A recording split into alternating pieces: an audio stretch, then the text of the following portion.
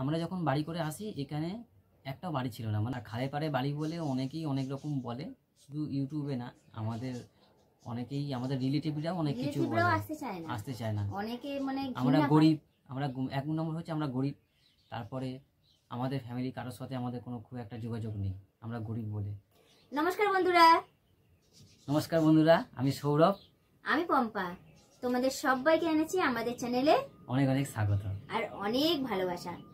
Title আর thumbnail থেকে তোমরা বুঝেই গেছো যে আজকে কিসের ওপর ভিডিওটা আমরা বানাচ্ছি।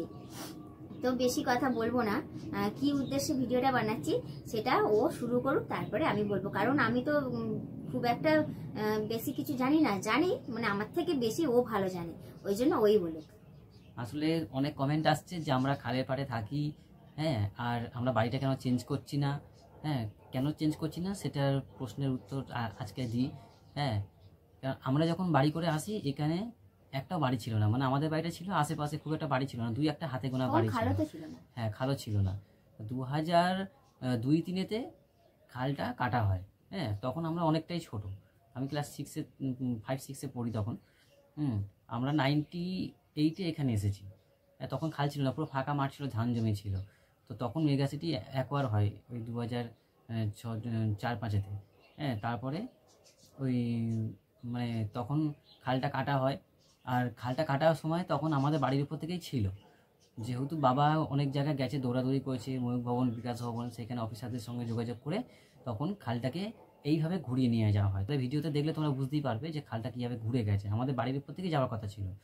সেই কারণে আমরা এদিকে বাড়ি চেঞ্জ করতে পারছি না, কেননা আমাদের বাড়িটা রাস্তার মধ্যে পড়েছে, কি হিট করে নিয়ে নিচে, এখন বুঝতে পারছি না কি হবে। সেইটার জন্য আমরা বাড়ি চেঞ্জ করতে কখনোই পারবো না। এখন বেঁচেও যেতে পারে অথবা থেকেও যেতে পারে, যদিও বলছে সবাই রাস্তার মধ্যেই পড়েছে, আবার অনেকে বলছে রাস্তার মধ্যে পড়েনি, তোমাদের ফার্স্ট প্লট হতে পারে। এবার কষ্ট তো আমাদের কোনো শেষ নেই। আগে একসময় আমরা নৌকা চালাতাম, এখানে সবারই নৌকা ছিল। হ্যাঁ, তখন আমরা ওই নৌকা করে করে যাতায়াত করতাম, কিন্তু এখন অনেকটাই ভালো হয়েছে, এখন ওর অসুবিধা হচ্ছে, কিন্তু আমাদের তো আমরা বুঝেছি একটা সময় নৌকো চালাতাম 8 মাস 9 মাস ধরে, ধান জমি ছিল, তারপর পানি ফল চাষ হতো, মাছ চাষ হতো এখানে, পুরোপুরি সেই কীরকম একটা ছিল বোঝানো যাবে না। খাল হয়ে যাওয়ার পর থেকে জল খুব একটা হয় না, আগে হতো, যেহেতু খালে একটা ড্রেনেজ সিস্টেম করেছে জগৎপুর বলে এলাকায়, এখন খুব একটা জল হয় না।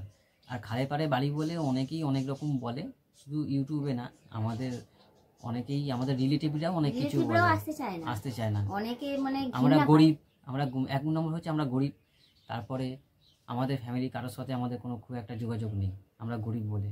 আর যেহেতু খালে পাড়ে বাড়ি হিসাবে, যখন আমার বাবা বাড়ি করে তখন তো খাল ছিল না, খাল কেটে দিয়েছে, তখন এটা কি আমাদের দোষ? তখন ধান জমি ছিল এখানে, আর এটা কি লোকে চাষ করতো, খাল ছিল না তখন, খুব সুন্দর জায়গা ছিল। আর এই যে খালটা রয়েছে বলে পচা গন্ধ বেরোয় সেটা নয়, খুব সুন্দর, মানে আমরা খাল তো তোমরা দেখেইছো যে নিট অ্যান্ড ক্লিন, কোনো পানা থাকে না, কোনো আবর্জনা বয়ে যায় না, কোনো একটা যে খালের পচা গন্ধ সেটাও নেই, যেহেতু খালটা সবসময় কিন্তু পরিষ্কার থাকে, একদম দেখোই তোমরা যে একদম নদীর মতন দেখতে লাগে। দেখা যাক কি হয়, আমরাও কিছু বুঝতে পারছি না, নাহলে এত কষ্ট করে থাকার মতন কোনো আমাদেরও ইয়ে নেই। আসলে কি বলতো, আমাদের এখানটা দিয়ে মানে রাস্তা বেরোবে আদৌ না সারা জীবন এরকমই থাকবে, ভবিষ্যতে কোনো উন্নতি আছে কি নেই কিছুই বোঝা যাচ্ছে না, যেহেতু একদম মাঠের মাঝখানে আমাদের বাড়ি, তো মানে বুঝতে পারছি না, কোনো ক্লিয়ার নেই যে আদৌ এখান দিয়ে রাস্তা যাবে কিনা, আমাদের অন্য জায়গায় জমি দেবে কিনা, না আমরা এখানে থাকতে পারবো, মানে এখন পুরোটাই সমস্যা হয়ে গেছে, মানে সবকিছু এখন লটারির মধ্যে আমরা ঝুলে আছি। লটারি এরপরে আরো বড় সমস্যা আসতে চলেছে, সেটা কি সেটা আমাদের ব্লগে দেখতে পাবেন, বিশাল বড় সমস্যা আসতে চলেছে, মানে 2-3 দিনের মধ্যেই। অনেকের মনে প্রশ্ন ছিল বা থাকতেও পারে যে এরকম ফাঁকা মাঠে একটাই বাড়ি, আশেপাশে তো কোনো বাড়ি ঘর নেই, তোমরা একা থাকো কেন? আমাদের সেরকম সামর্থ্যও নেই যে আমরা বাড়িটা চেঞ্জ করে নেবো, সেরকম সামর্থ্য আমাদের কাছে নেই। কারণ বলি, আমার শ্বশুরের মানে এরকম, মানে আমার শ্বশুর মশাই যদি কিছু করে রাখতো এদের জন্য, তাহলে এরা একটা ব্যাকে সাপোর্ট পেত।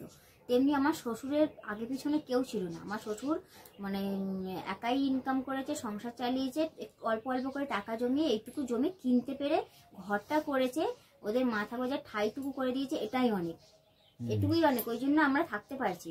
মানে ওনার পিছনে যদি সাপোর্টে যদি কেউ থাকতো, ওনাকে যদি কেউ একটু সাপোর্ট করতো, তাহলে এরাও একটু সাপোর্ট পেত।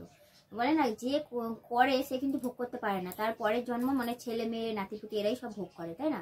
কিন্তু আমার শ্বশুরের পেছনেও কেউ ছিল না, আর মানে আমার শ্বশুর যতটুকু করেছে এই সংসার ঘর করতেই শেষ। আর এরা তো একদম যখন থেকে বড় হয়েছে ইনকাম করছে, মানে ওই আমাদের যেমন চলে যায় মানে ওই রকম ভাবে চলছে। একদম আহামরি তো একদম সরকারি কোনো চাকরি করে না যে দিন আনা দিন খাওয়া, ওই রকম মানে সব দিক দিয়েই যা ইনকাম হয় খেতে সত্যি শেষ হয়ে যায়, কি আর জমাবো তাই।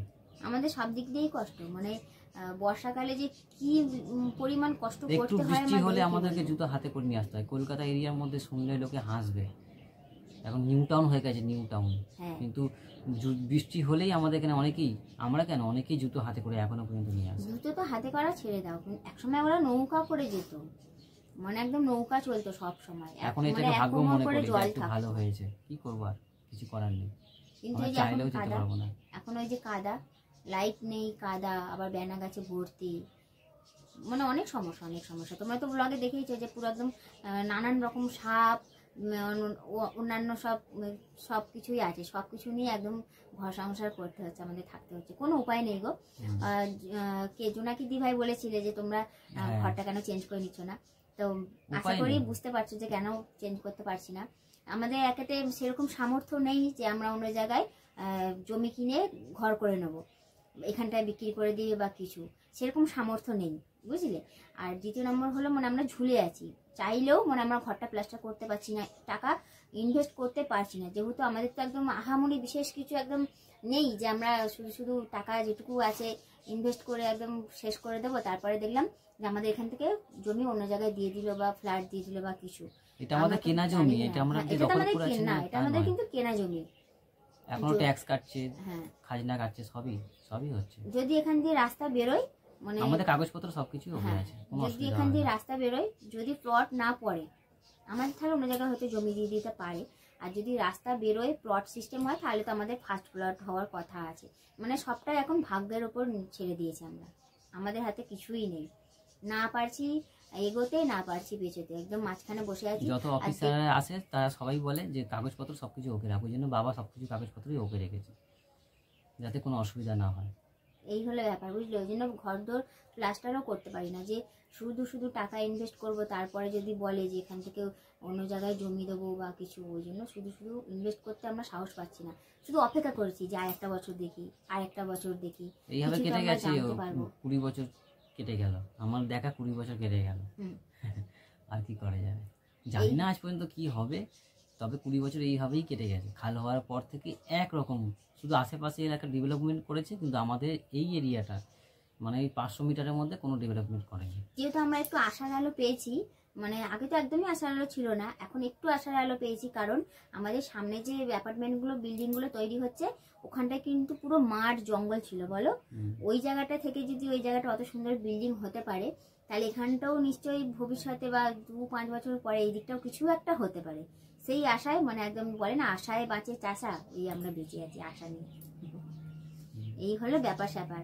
তা আশা করছি তোমরা বুঝতে পেরেছো যে আমরা কেন এই এত কষ্ট করে, এত কষ্টের মাঝেও, এত বিপদ সাপ খোপের মাঝেও আমরা অনেকেই কমেন্ট করেছিল, সেটার জন্য আজকে ভিডিওটা বানানো।